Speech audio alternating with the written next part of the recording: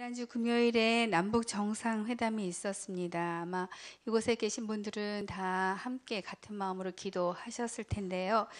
일제 36년 이후에 해방과 또 1948년도에 우리나라 정부가 세워지고 70년의 그런 세월이 흘렀지요.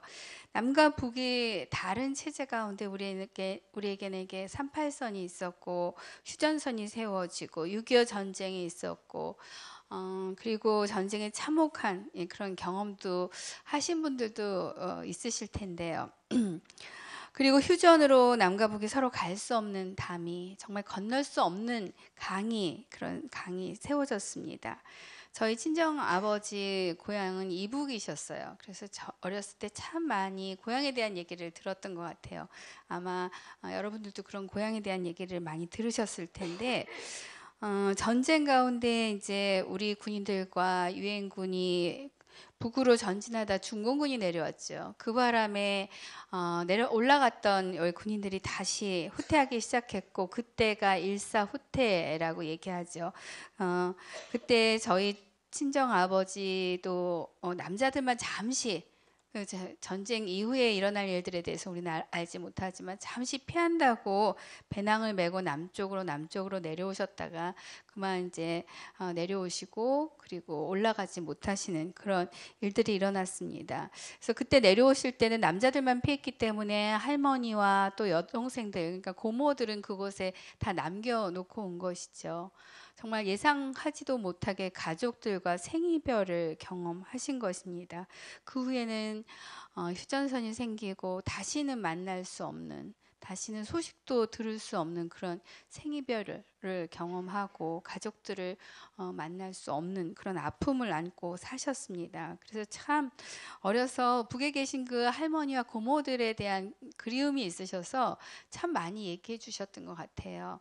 어려서 대동강에서 스케이트도 타시고 또 네, 모람각도 있었다. 뭐 이런 얘기도 하시고 그 평양에 대한 얘기도 많이 해주셨었는데 그만큼 그리웠다는 얘기시죠. 그래서 제 아내는 아버지의 마음만큼 저의 아내도 통일에 대한 그런 마음들이 있었습니다. 속히 통일이 돼서 정말 할머니를 고모를 만날 수 있다면 정말 좋겠다 그런 마음들이 있었고 누가 그 통일에 대한 얘기를 하면 저도 같이 덩달아서 그 마음을 담았던 것 같습니다. 또 저희가 학교 다닐 시절에는 우리의 소원은 통일 그런 노래도 있었잖아요. 참 학교에서 많이 불렀었는데 요즘 아이들에게 통일에 대해서 물으면 전혀 관심이 없더라고요. 잘 몰라요. 남과 북이 왜 이런 상황이 되었는지조차도 관심도 없고 또 그런 것에 대해서 어떤 통일에 대한 열망이라든지 이런 것도 잘 알지 못하는 것을 제가 봤습니다. 그렇게 돌아온 길이 70년이죠. 70년. 남과 북의 정상이 판문점에서 만났습니다. 여러분들도 아마 보셨을 거예요. 방송 하루 종일 아침부터 만나서 저녁까지 같이 있었기 때문에 만나서 악수를 하고 손을 잡고 또 손을 잡고 금을 넘어서 북에도 갔다가 남해도 갔다가 이렇게 저런 일이 눈앞에서 벌어졌는데 왜 그동안 그렇게 만나지 못하고 우리는 서로 원수처럼 지냈을까 하는 마음도 있었습니다. 참으로 오랫동안 그 담이 우리들 사이를 지키고 있었던 것 같습니다. 한반도의 비핵화 또 평화를 선언하기 위한 그 준비를 시작한 것이지요. 새로운 역사는 이제부터 평화의 시대 역사의 출발점이라고 이렇게 쓴 글을 제가 봤어요. 굉장히 인상적이었는데 참으로 이미 오랜 세월 함께한 사람들처럼 그렇게 두 정상이 손을 잡고 이렇게 얘기를 나누는 그 모습들, 그 모습을 통해서 정말 하나님이 일하시기를 원하는 그런 마음들을 올려드렸습니다. 아마 여러분들도 동일한 마음을 가지셨을 거예요. 중요한 일들의 마음을 합했다는 것이죠. 보여지는 것처럼 또 그렇게 그것을 통해서 이 땅에 하나님의 그 온전한 통치가 일어나기를 원하는 그런 마음들, 동일한 마음이실 것입니다. 그래서 제가 이 남북 정상회담을 보면서 꿈을 꾸게 됐어요. 우리가 정말 기차를 타고 한라에서, 물론 제주도에서 여기 넘어올 때는 배를 타고 와야 되겠지만 우리 한라에서 백두까지 그렇게 기차를 타고 갈 수 있겠구나. 그리고 우리가 오랫동안 기도했던 것처럼 그 길들이 열려져서 실크로드가 열려져서 저 이스라엘까지 복음의 길들이 열려지면 좋겠다. 오랫동안 기도했었지만 또 잊어버리고 있었던 그 일들이 다시 생각이 났습니다. 주의 복음의 길들이 그 열어질 것을 다시 한번 꿈을 꾸어 봅니다. 저희가 이사야 말씀을 묵상하고 있는데요. 이사야 말씀을 통해서 그런 예언들에 대해서도 나오죠. 광야에 길을 내시고 사막에 강을 내시는 그 하나님. 정말 우리 앞에는 광야고 사막이고 아무것도 할 수 없는 땅인 것 같지만, 아무런 소망도 없는 것 같지만, 그러나 하나님이 일하시면 그곳에 길이 생겨지고 강이 열릴 것이라고 믿습니다. 한반도 대한민국은 정말 중요한 나라입니다. 하나님께서 어둠에 갇혀있던 이 나라에 복음의 씨를 심으셨다는 것이죠. 주님은 이 땅을 주목하고 계셨고, 이 땅에 복음의 씨를 심으셨고, 이 땅의 주권자로 다시 한번 이 땅 가운데 함께하고 계시다는 것을 보았습니다. 우리가 사실 평화를 말하고 있는데요. 그런데 문제는 각자가 생각하는 그 평화가 다를 수 있다는 것입니다. 그래서 중요한 것은 우리가 계속해서 주의 나라를 위해서, 주의 뜻이 정말 이 한반도에, 이 대한민국에 이루어지도록 우리가 기도해야 한다는 것입니다. 그 일 가운데 착한 일을 시작하시니까 그리스도의 날까지 이루어 가실 줄 믿습니다. 아멘. 주님은 이 나라 가운데 긍휼을 베푸시고 이 나라를 통해서 주의 거룩한 나라를 회복시켜 가실 줄 믿습니다. 아멘. 우리를 위해서 이 땅에 오시고 또 막힌 담을 허시고 하나님과 화평케 하신 예수 그리스도의 그 십자가는 우리 안에서, 우리를 주 안에서, 우리는 할 수 없다고 생각할지 모르지만 주 안에서 하나 되게 하실 것입니다. 제가 어려서 아버지 영향을 받아서 그때부터 꿈꿨던 그 우리의 소원은 통일이라고 그렇게 말했던 그 일들, 통일을 꿈꾸며 정말 그때 안타까움으로 눈물을 흘린 적도 있어요. 왜냐하면 할머니나 고모들에 대한 그 안타까움, 아버지의 마음이 전해졌기 때문에. 어린 시절 저의 소원은 그렇게 통일이 되어서 정말 아버지가 그리워하는 그 할머니를, 고모를 만나는 것, 만나 뵙는 것이 그때는 소원이었고 꿈이었습니다. 여러분의 소원은 무엇입니까? 그리스도인을 핍박하던 바울은 예수가 그리스도 되심을 알고 나서는, 정말 그것만이 답인 것을 알고 나서는 더욱 안타까움이 컸습니다. 왜냐하면 자신의 동족 이스라엘이 하나님 앞에 넘어진 그것이 너무나 안타까웠습니다. 우리 1절, 2절, 3절 한번 같이 다시 한번 읽겠습니다.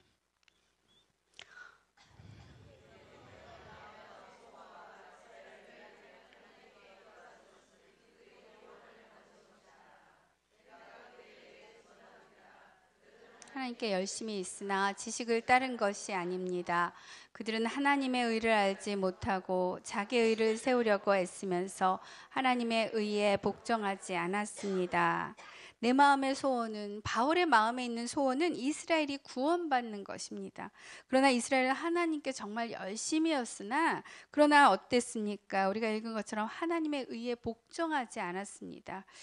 유대인들은 유일하신 그 하나님을 향해서 마음을 다하고 뜻을 다하고 정말 힘을 다해서 사랑하는 것은 그 말씀을 마음에 새기고 또 자녀들에게 가르치는 것이라고 그렇게 믿었습니다. 그래서 그렇게 했지요. 그래서 손목에 메어서 기호를 삼고, 미가 안에 붙여서 표로 삼고, 집 문설주에도 붙이고 문에도 붙이고, 그 말씀들을 기록하면서 그렇게 열심을 다 했습니다. 그래서 우리 신약에 보면 스데반이나 또 베드로나 바울, 우리가 아는 그런 선지자들, 사도들은 이렇게 설교나 가르침에 막힘이 없었어요. 그들 안에 이미 그 의학에 대한 성경의 말씀들이 그들 안에 있었기 때문에. 물론 당시는 지금처럼 우리가 이렇게 쉽게 말씀을 접하고 있지만, 그렇게 접할 수는 없었지만, 또 성경책 자체도 드물었지만, 유대인들은 자연스럽게 말씀을 듣고 또 그것을 말하고 반복해서 그들 안에 그 말씀을 두고 있었기 때문에 그렇게 외우는 것은 당연했습니다. 그리고 그것들을 자녀들에게 가르쳤던 것이죠. 그 말씀 안에는 어떤 것이 있었습니까? 구약 성경에는 다 오실 메시아에 대한 예언도 있었습니다. 그래서 그것에 대해서 이미 알고 있었습니다. 그리고 메시아를 기다리고 있었죠. 그런데도 그들 눈앞에 계신, 그들의 눈앞에 와 계신 그리스도를 그들은 믿지 않았습니다.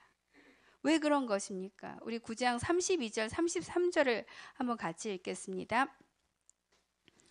그 이유가 무엇입니까? 이는 그들이 믿음에 의해서가 아니라 행위로 의를 얻는 것처럼 행했기 때문입니다. 그들은 걸림돌에 걸려 넘어지고 말았습니다.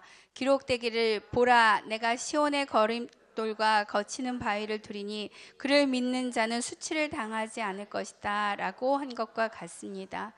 그들은 그들의 불신앙으로 인해서 걸림돌에 넘어지고 말았다는 것입니다. 이스라엘은 하나님의 약속을 받아들이지 않았습니다. 오히려 그들은 하나님께서 열어놓으신 이 의의 길, 하나님께서 열어놓으신 의의 길을 거부했습니다. 오직 예수 그리스도를 믿음으로 구원을 얻을 수 있는 그 길을 거부한 것입니다. 이스라엘의 신앙의 지도자들이 있었죠. 그곳에는 분명히 신앙의 지도자들이 있었어요. 성경에서 건축자들이라고도 얘기하는데 메시아가 누구신지 깨닫지 못하고 오히려 메시아에게 걸려 넘어진 것입니다. 결국 하나님의 구원의 계획을 거부한 이 이스라엘의 구원은 다른 사람들에게, 이방인들에게 먼저 넘어갔다는 것입니다. 그래서 지도자들이 너무 중요한 것입니다. 그것을 깨닫지 못하고 헛된 것을 가르치면 다 동일한 이 배를 타게 된다는 것이죠. 누군가의 구원을 위해서 여러분들 죽도록 그렇게 기도해 본 적이 있으십니까? 오늘 성경에서 바울은 하나님의 구원 계획과 멀어진 이 자신의 동정, 이스라엘에 대한 그 안타까운 마음들, 그들의 운명에 대한 그 안타까운 마음들이 있었다는 것입니다. 내게 큰 근심이 있다. 내 마음에 끊임없는 고통이 있다. 나는 내 형제, 육신의 동족을 위해서라면 내가 저주를 받아서 내 생명이 끊어질지라도 그리스도에게서 그 생명이 끊어질지라도 좋다. 그들이 구원을 얻을 수만 있다면 이런 고백을 어떻게 할 수 있겠습니까? 바울이니까 할 수 있었겠죠. 처절한 이 고백처럼 바울의 마음의 소원은 그 이스라엘을 위해서 하나님께 기도하는 것은 그들이 정말 구원을 받기 원했다는 것입니다. 이방인들이 예수가 그리스도 되심을 믿음으로 구원을 얻고 하나님의 의를 알게 되고 또 물론 몇몇 유대인들도 이렇게 구원을 얻었어요. 그러나 이스라엘 민족 전체로 봤을 때는 그들은 그것을 믿지 않았어요. 그리스도를 믿지 않았어요. 믿음으로 받아들이지 않았어요. 그들은 하나님의 의의 길이라는 이 예수 그리스도를 보내주신 그것을 깨닫지 못했습니다. 눈이 가리고 귀가 닫힌 것이지요. 이스라엘은 하나님께는 열심히 있었습니다. 그것은 바울의 이전의 모습을 통해서도 우리가 알 수 있잖아요. 사울이었을 때 물론 은혜를 받고 사울에서 바울이 된 것이 아니죠. 이것은 헬라식 이름과 유대인 이름으로 부를 때 그렇게 달라진 거예요. 사울은 예수님의 제자들을 위협했어요. 예수를 그리스도라고 믿는 사람들을 위협하고 다녔어요. 그들을 잡아 죽일 기세로 그들을 찾아다녔어요. 그래서 그 돌을 믿는 자들을 만나기만 하면 그들을 가리지 않고 잡아다 예루살렘으로 끌고 갔습니다. 그래서 스데반이 돌에 맞아 죽는 것을 보고도 바울은 그렇게 생각했어요. 당연하다고, 이것은 그가 돌에 맞아 죽어서 당연하다고 그렇게 여겼습니다. 그러나 이것은 하나님의 진리를 따라 행해진 것이 아니라 어떻습니까? 자신들의 의에 따라서, 자신들의 의에 사로잡혀서 이루어졌다고 성경은 말하고 있습니다. 우리가 믿음을 가지고 예수님을 따라가지만 정말 우리가 무엇을 믿고 있느냐 하는 것입니다. 어떤 사람이 등산을 가다 보니까 정말 산에 깨끗한 물이 흐르고 있었어요. 보니까 너무나 깨끗해요. 그래서 목이 말라서 이 깨끗한 물을 마십니다. 그렇다고 정말 이 물이 깨끗한 물일까요? 상류에서 어떤 사람이 거기서 볼일을 봤을 수도 있고 독을 풀었을 수도 있고 쓰레기를 버렸을 수도 있고 알 수 없는 거예요. 지금 보이는 것이 깨끗해 보인다고 그것이 깨끗하다고 그렇게 단정 지을 수 없다는 것이죠.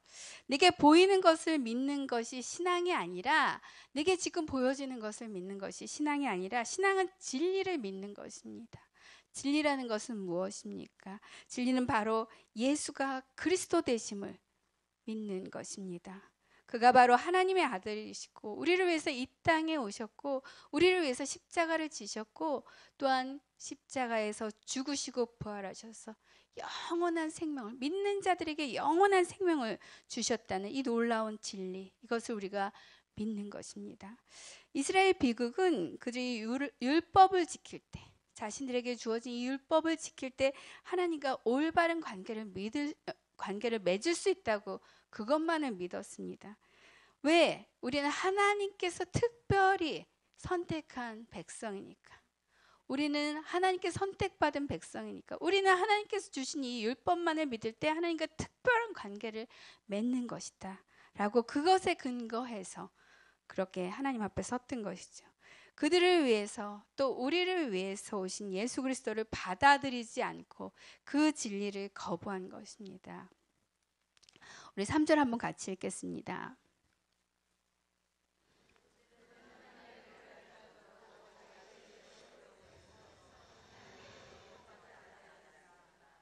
하나님의 의에 대해서도 알지 못하고 자신들이 가지고 있는 의를 내세우면서 그것을 애쓰면서 하나님의 의에는 복종하지 않았다는 것입니다. 하나님의 의는 무엇입니까? 예수 그리스도를 믿는 믿음에는 유대인이나 헬라인이나 종이나 자유자나 그 어떤 이도 차별하지 않는다는 것입니다. 그러나 이스라엘은 하나님의 율법을 가진 자라는 것, 자신들만이 율법을 가진 자라는 것, 그 율법을 지켜온 하나님의 택한 백성이라는 것, 그것이 자신들의 의였습니다. 그래서 하나님께서 이스라엘만이 아니라 또 이방인들을 위한 모든 사람을 위해서 예수 그리스도를 보내주셨다는 이 놀라운 사실이 이 그리스도를 통해서 그 대속의 일을 이루신다는 것이 그들은 받아들일 수 없었습니다. 그것에 순종할 수 없었습니다. 내가 가진 그 진리와 다르다는 것이죠. 내가 가지고 있는 의와 다르다는 것입니다. 요즘 권사님들 권사스쿨에서 저희가 그 팀 켈러 목사님의 탕보 하나님, 탕보 하나님을 읽고 있는데요. 누가복음 15장에 보면 세 가지 이야기가 크게 나옵니다. 잃은 양을 찾는 목자의 이야기가 있고 또 잃어버린 드라크마를 찾는 여인의 이야기가 나오고 잃은 아들을 되찾은 그 아버지의 비유가 나오는데요. 우리는 이 잃은 아들 하면 여러분들 잃은 아들 하면 딱 떠오르죠. 둘째 아들. 네, 그렇지 않으세요?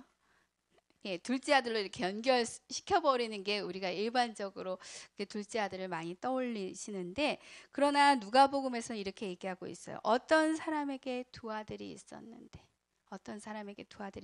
라고 하면서 이 두 아들에 대한 이야기를 들려줍니다.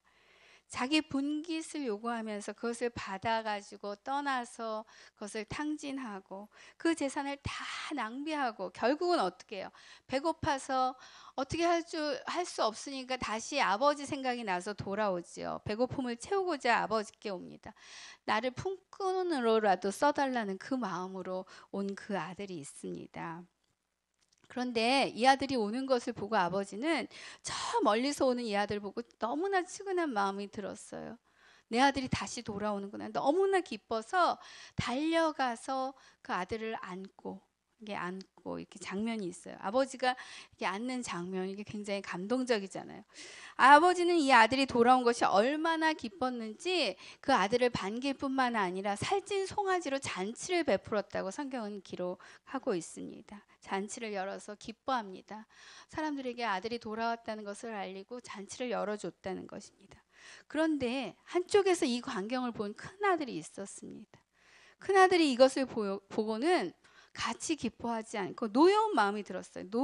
노해서 잔치에는 들어가지도 않고, 그리고 아버지가 우리 같이 들어가자 권했지만 아버지에게 분노를 표합니다. 이 아들은 이 현상만 본 것이죠. 현상만 본 것입니다. 그 아들의 표현처럼 내가 아버지 곁에 항상 있었지만 그러나 아버지의 마음은 결코 헤아리지 못한 것입니다. 아버지가 이렇게 얘기하죠. 너는 항상 나와 함께 있었고 내 것이 다 내 것이다. 내 것이 다 내 것이다. 이렇게 얘기합니다. 말해주지만 큰아들은 이 아버지가 그 잃어버렸던 동생, 잃어버렸던 아들을 찾은 그 기쁨에 잔치까지 열어준 이 아버지를 도저히 이해할 수가 없었습니다. 왜? 아버지의 마음을 알지 못했기 때문입니다. 그리고 아버지가 내 마음이 이렇게 기쁘다고, 잃어버린 동생을 찾아서 너무 기쁘다고 말해 주어도 그것을 깨닫지 못했습니다. 하나님의 의는 율법을 지킴으로써 얻는 의가 아닌 것입니다. 하나님의 아들이신 예수 그리스도를 믿는 믿음으로 우리를 의롭다 여겨주신 것입니다. 율법에 매어서 자기 의를 내세우려는 이 이스라엘이지만 자신의 골육 친척들이 하나님의 의를 깨닫고 구원 얻기를 바울은 너무나 원했습니다. 그것이 어떤 것인지 알았기 때문에 그래서 하나님께 기도하는 것입니다. 우리 또한 아직도 하나님의 의를 깨닫지 못하고 하나님의 그 은혜의 구원을 얻지 못한 우리 주변에 우리가 안타까워하는 가족들이 있잖아요. 또 친족들도 있을 것입니다. 여러분들이 사랑하는 사람들도 있을 것입니다. 그리고 아무 관계가 없지만 그러나 하나님이 안타까워하는 그 사람들 때문에 그들에게 복음이 전해지길 원하기 때문에 우리는 기도합니다. 왜 우리가 남북 정상회담이 잘 성사되기를 바라고 있습니까? 먼저는 이산 가족들 상봉에 대한 얘기가 나오는 것처럼 가족들을 다시 만날 수 있다는 기대가 있기 때문이죠. 또 뭐 여러 가지 일이 있을 수 있습니다. 자원도 개발해서 더 잘 살 수 있게 될 것이고 늘 긴장하고 살았지만 그래서 우리가 투자하지 말아야 될 것에 투자하는 그런 것도 이제 없어질 수 있고 여러 가지 이유가 있습니다. 그러나 또 한 가지 중요한 것은 무엇입니까? 저 북한 땅에도 하나님이 누구신지 알 수 있는 그 길이 열리길 원하는 마음인 것이지요. 예수가 그리스도로 이 땅에 오셔서 내가 생명을 얻은 것처럼 저 북한 땅에 있는 잃어버린 저 사람들도 분명히 예수가 누구신지 깨닫고 우리가 함께 구원을 얻는 그 놀라운 일이 일어나길 원한다는 그 마음, 그 기쁜 소식이 그곳에 전해지기를 원하는 마음이 저와 여러분에게 분명히 있을 줄 믿습니다. 그래서 우리의 고륙, 우리의 형제들에게 그 소식을 전할 수 있는 것, 그것이 우리에게 소망이기에 우리도 또 기도하고 또 이것이 잘 이루어지기를 바라는 것이라고 믿습니다. 왜 그렇게 할 수 있습니까? 왜 그렇게 해야만 하는 것입니까? 그것이 하나님 아버지의 마음이기 때문이죠. 그것이 바로 하나님 아버지의 사랑이기 때문인 것입니다. 우리 기도 가운데 있는 사람들은 속히 하나님께서 그 강팍한 마음을 만지셔서 정말 그들의 마음을 돌이켜서 그들이 구원을 얻고 영생을 얻은 자로 기쁨을 얻게 되기를 우리가 기도하고 또 그렇게 되길 간절히 바랍니다. 아멘. 우리 4절 같이 읽겠습니다.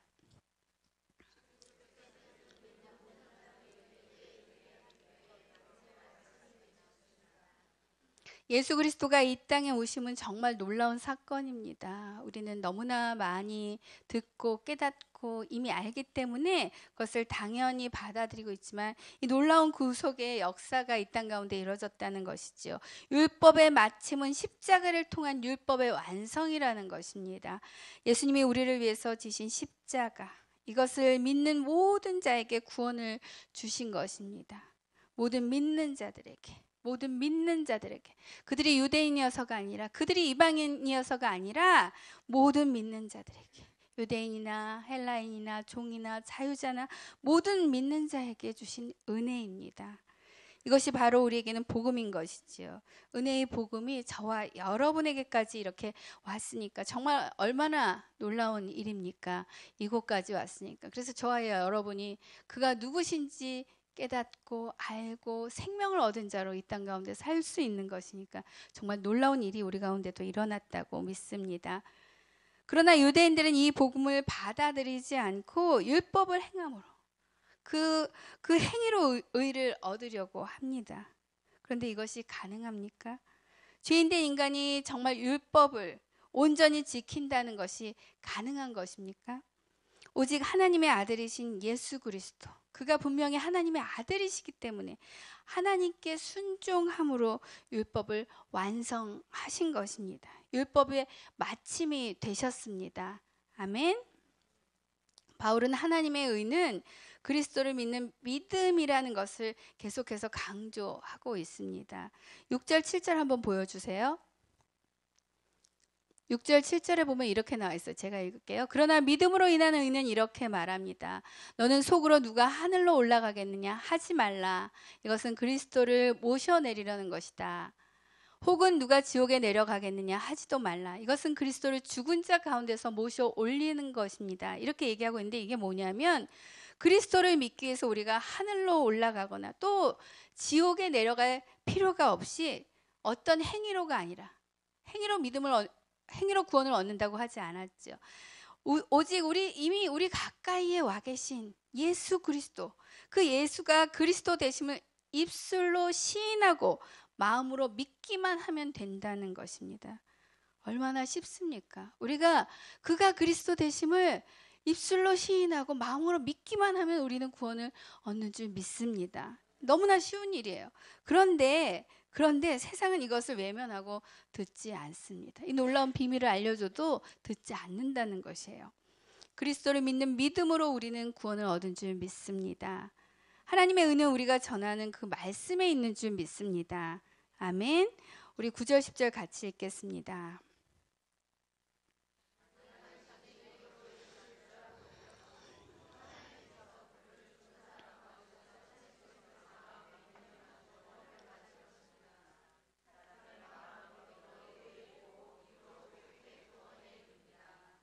두 번째, 사람들이 마음으로 믿어 의에 이르고 입으로 고백해 구원에 이른다는 것입니다.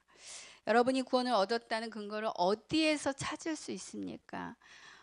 오늘 밤 당신이 죽으면 천국에 갈 수 있습니까? 이런 질문이 있죠. 전도 폭발할 때 나오는 질문인데 어떻게 하면 섬찟하기도 하잖아요. 당신이 오늘 밤 죽으면 정말 천국에 들어가실 수 있는지 믿으십니까? 이런 건데, 네, 사실 구원이라는 것은 우리가 눈으로 보고 또 확인할 수 있는 것은 아니잖아요.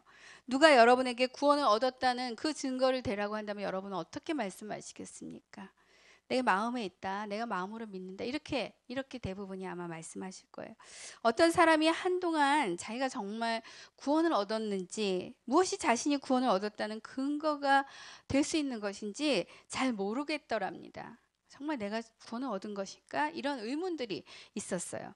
그래서 혼란스러운 가운데 있었는데 어느 날 이 로마서 10장 9절 10절의 말씀이 마음에 들려서 내가 정말 구원을 얻었구나라는 분명한 믿음을 가질 수 있었다고 이렇게 고백하는 것을 제가 들은 적이 있습니다. 여러분들도 누가 물어보시면 이렇게 말씀하시면 돼요. 이 말씀을 통해서 우리가 기억해야 할 것이 두 가지가 있습니다. 우리의 입술로 예수가 그리스도 되심을 고백하는 것입니다. 여러분은 이미 그 고백을 주님께 드렸죠. 그러나 남편이 우리를 사랑한다고 해서 이제 결혼을 다 하셨을 텐데, 그리고 나선 그 다음부터 그런 고백을 안 하잖아요. 잘 안 하죠. 잘 하시나요? 네. 그래서 더욱 서운하잖아요. 분명히 이 사람이 사랑하는 것 같긴 한데 고백을 하질 않아요. 잘. 그래서 찔러야지 가끔 한 번씩 하고, 정말 이 사람이 사랑하는 거 맞나? 하는 의문이 들기도 하지요. 예수 그리스도가 우리의 주 되심을 고백하고 구원을 얻은 우리가 이제 드리는, 정말 주님 당신이 우리의 그리스도 되십니다. 이 고백을 드리는 것은 우리의 사랑의 고백인 것입니다. 믿음의 고백인 것입니다. 물론 이 고백을 통해서 우리가 구원을 얻지만 우리도 계속해서 주님께 그 사랑의 고백을, 믿음의 고백을 드려야 할 줄 믿습니다. 그가 내 삶을 다스리는 주인이시고 구원의 하나님이라는 고백인 것입니다. 예수 그리스도는 우리의 구원자이시며 우리의 삶의 주인이신 줄 믿습니다. 아멘. 하나님께서는 말씀이 육신이 되어 우리 가운데 오셨습니다. 그 하나님과 동행함은 바로 그 말씀과 함께하는 것입니다. 그분이 우리 안에 오셨고 또 우리가 그분 안에 있다는 것입니다. 그리스도께서 내 안에, 내가 그리스도 안에 있다는 것입니다. 아멘. 이 놀라운 은혜를 기억하며 날마다 주님과 동행하는 여러분들이 되시기를 축원합니다. 아멘. 또 한 가지는 마음으로 믿어야 한다는 것입니다. 입술의 고백과 함께 마음의 고백이 있어야 한다는 것입니다. 이것은 입술로 고백하더라도 마음으로 믿지 않을 수 있다는 것을 얘기하는 것이죠. 애들 말로 영혼 없는 고백이 있을 수 있다는 것입니다. 뭐 사랑한다고 애들한테 얘기하면 엄마 영혼 없는 고백이야, 뭐 이런 얘기 가끔 들으시죠. 남편한테도 콕 찔러서 고백을 듣지만 우리는 알 수 있죠. 이 사람이 지금 제정신으로 얘기하는 건지 아닌지 알 수 있는 것처럼 정말 마음으로 드리는 고백이어야 한다는 것을 얘기하고 있습니다. 가룟 유다는 예수님을 3년 동안이나 쫓아다녔습니다. 함께 했습니다. 예수님과 얼마나 많은 얘기들을 나눴겠습니까? 예수님이 얼마나 많은 가르침을 주셨겠습니까? 그러나 우리는 알 수 있습니다. 그가 믿지 않았다는 것입니다. 예수님이 하나님의 아들이시고 우리의 구원자이심을 믿지 않았다는 것입니다. 그가 십자가를 지시고 죽으셨고 또 그때는 죽지 않으셨지만 죽으실 것이고 또 하나님께서 예수님을 죽은 자 가운데 살리셔서 우리의 죄를 구속하시는 구원자가 되게 하실 거라는 것을 믿지 않았다는 것이지요.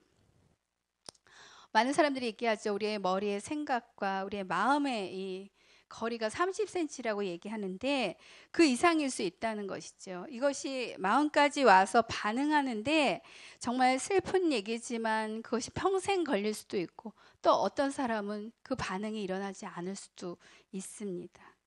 어떤 사람은 예수님이 십자가에 죽으신 것은 믿으나 그러나 그가 부활하셔서 정말 우리에게 영원한 믿는 자에게 영원한 생명을 주신 하나님의 아들이시라는 것을 믿지 못하는 사람들도 있다는 것입니다. 믿을 수 없다는 것입니다. 마음은 무엇입니까? 마음은 우리의 지정의가 이루어지는 인격적인 장소입니다. 이 마음이 가는 곳에 우리 몸도 간다고 하잖아요. 부활하셔서 살아계신 주님을 마음으로 믿는 것은 우리 자신을 총체적으로 그분께 맡기는 것입니다. 그분에게 우리를 드리는 것입니다. 그분께 맡기고 우리는 믿음으로 사는 것입니다. 총체적으로 여러분 자신을 주님께 맡기고 믿음으로 사시기를 축원합니다. 아멘. 예수 그리스도만이 여러분의 주가 되십니까? 아멘. 여러분의 마음을 빼앗고 있는 다른 것들이 있는 것은 아닙니까? 한번 살펴보시기 바랍니다. 취업을 앞둔 취중생들은 이렇게 얘기하더라고요. 기승전 취업. 네. 게임에 빠진 아이들은 기승전 게임. 또 엄마들은 어떨까요? 아이들을 돌보아야 하니까 기승전 아이들. 뭐 이렇게 해서 아이들에 이렇게 집중하잖아요. 이 아이가 어떤 학원을 가야 하는가? 또 이 아이가 또 어떤 친구를 만나는가? 내가 이 아이를 위해서 무엇을 해줘야 될까? 이렇게 우리의 마음이 거기에 집중할 수 있다는 것이지요. 우리의 마음을 흔드는, 빼앗는 것들이 우리 주변에 너무 많다는 것입니다. 그래서 우리가 우선순위에서 예수님은 밀려버리는 경우가 종종 있다는 것이지요. 예수가 그리스도 되심을 고백하고 마음으로 믿는 그 믿음 안에서 저와 여러분은 정말 주님이 우리의 삶의 주인이신 것을 고백하며 그 구원의 역사를 써내려가는 저와 여러분이 되시기를 축원합니다. 아멘. 우리 11절, 12절, 13절 같이 읽겠습니다.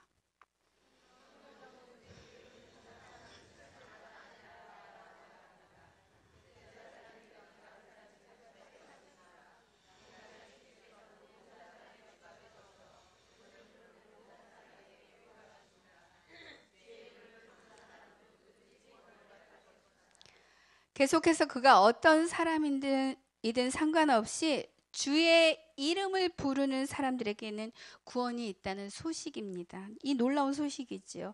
이 구원은 율법으로 얻는 의가 아니라 율법을 지켜내서 얻는 의가 아니라 입으로 시인해서 구원을 얻는 것입니다. 구원의 방법에도 차별이 없다는 것입니다. 구원의 대상에도 구원의 방법에도 차별이 없으신 그 하나님의 놀라운 은혜라는 것입니다. 하나님의 사랑이라는 것이지요.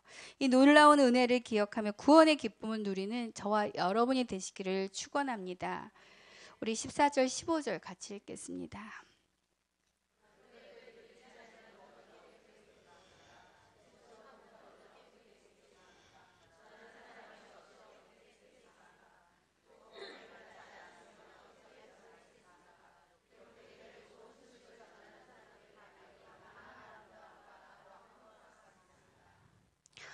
하나님이 만드신 구원의 계획 가운데 세 번째, 복음은 전할 때 들을 수 있기 때문에 좋은 소식, 이 복음을 전하는 자가 있어야 한다는 것입니다. 복음을 전하는 발이 얼마나 아름다운지를 기억하라는 것입니다. 여러분은 어떻게 복음을 경험하셨습니까? 이제 모태 신앙인 경우에는 태어나서 보니까 내가 믿는 가정 안에서, 믿음 안에서 이렇게 당연히 자라고 그 문화 가운데 있는 경우가 있죠. 소위 요즘 얘기하는 금수저, 예, 하나님 안에 나라에서 금수저인가요? 예, 하나님 안에 있었고 또 그분을 이미 안다고 이렇게 고백하신다면 어쩔 수 없지만 가만히 생각해 보면 누군가 우리를 위해서 복음을 전했고 또 그것을 마음으로 믿고 입으로 시인해서 구원을 얻는 단계가 분명히 있었다는 것입니다.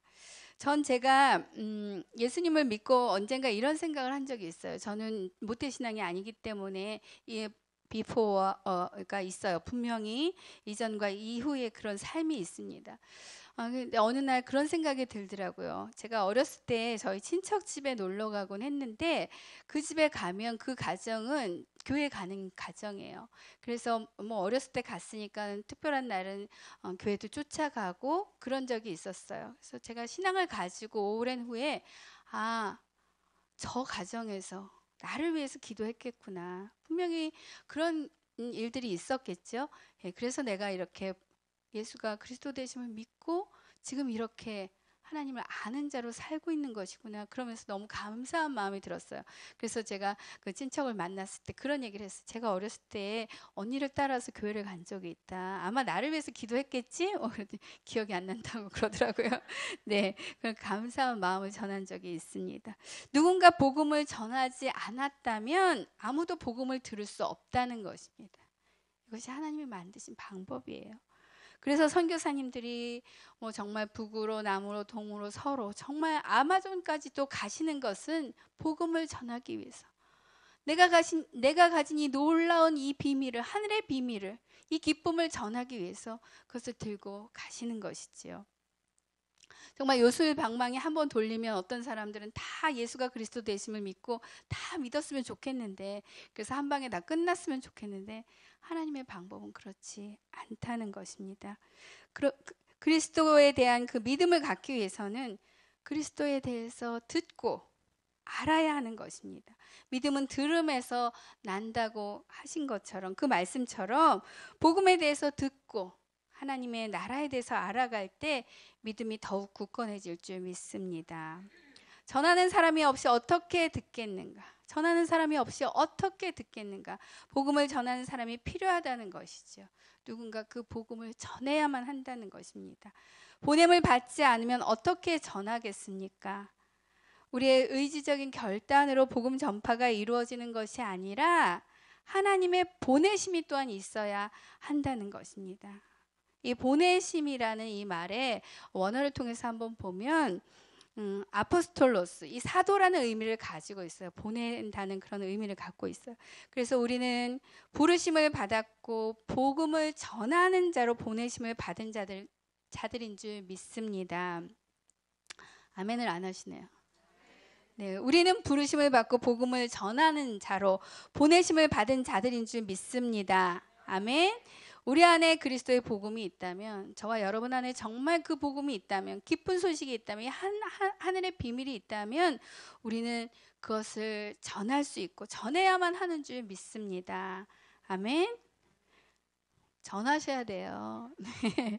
저와 여러분이 그 복음을 듣고 구원을 얻은 것처럼. 왜 우리는 구원을 얻었기 때문에? 우리는 우리 안에 생명이 있기 때문에. 그저 그 생명을 가두고 있는 것이 아니라 엄마가 아이를 잉태하면 10달이 돼서 낳아야 되죠. 안 낳으면 아이도 죽고 엄마도 죽습니다. 생명을 낳아야 하는 것처럼 우리 안에 있는 이 복음은 전해야 한다는 것입니다. 저와 여러분이 이렇게 구원의 복음을 듣고 구원을 얻은 것처럼 이제 그 복음을 전하는, 아름다운 소식을 전하는 주의 사자가 되길 축원합니다. 아멘. 이 복음은 이제 이방인에서 다시 유대인들에게 전해져서 하나님의 구원을 이루게 될 것입니다.